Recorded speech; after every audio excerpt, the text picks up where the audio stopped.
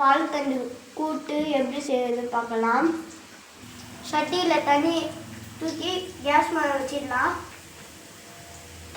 தண்ணி கொதிக்கிட்டு வாழைத்தண்டு போட்டுடலாம்.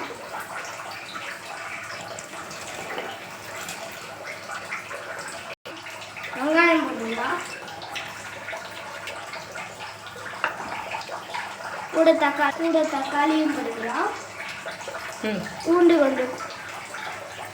கொஞ்சம் போட்டுக்கலாம். மஞ்சள் கொஞ்சம் போட்டுக்கலாம். உப்பு கொஞ்சம் போட்டுக்கலாம். ஐட்டம் பப்பும் போட்டுக்கலாம்.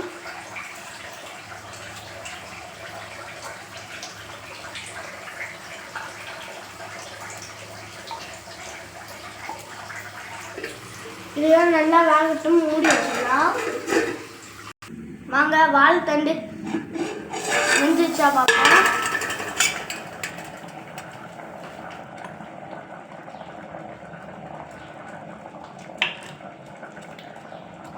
அது மட்டும் வாழைத்தண்டு வெந்துச்சு. தேங்காய் நான் தேங்காவில் பச்சை மிளகாய், பூண்டு, சீரகம் இந்த தேங்காயில் அரைச்சிருக்கேன். இது கிளறலாம்.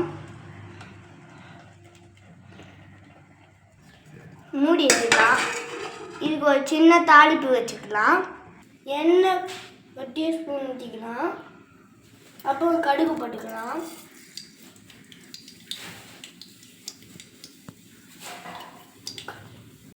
வெங்காயம் போட்டுக்கலாம்.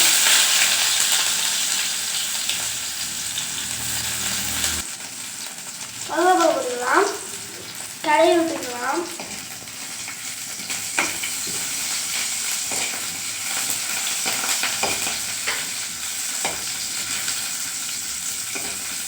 வெங்காயம் நல்லா வதங்கிட்டும்.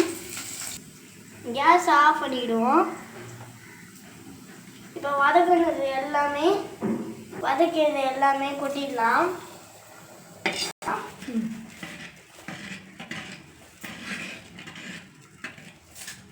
கொத்தமல்லி போட்டுக்கலாம். கடையை விட்டுக்கலாம். இதுவும் சேர்த்து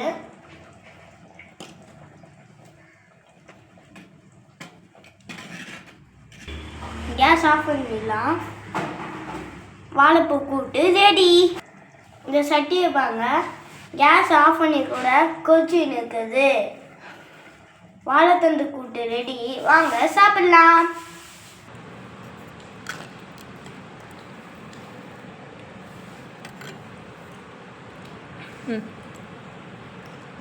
சூப்பராக இருக்கு காய்ஸ். இது வயிறு வலிக்கு அப்புறம் உள்ள இந்த கல் இருந்தால் சரியாயிடும். இந்த கூட்டு வயிறு வலிக்கு உள்ள கல் இருந்துச்சுன்னா சரியாயிடும். சின்ன பையன் செஞ்சானே செய்யாமல் விட்டாதீங்க, நல்லா இருக்கும். சூப்பராக செஞ்சு பாருங்க.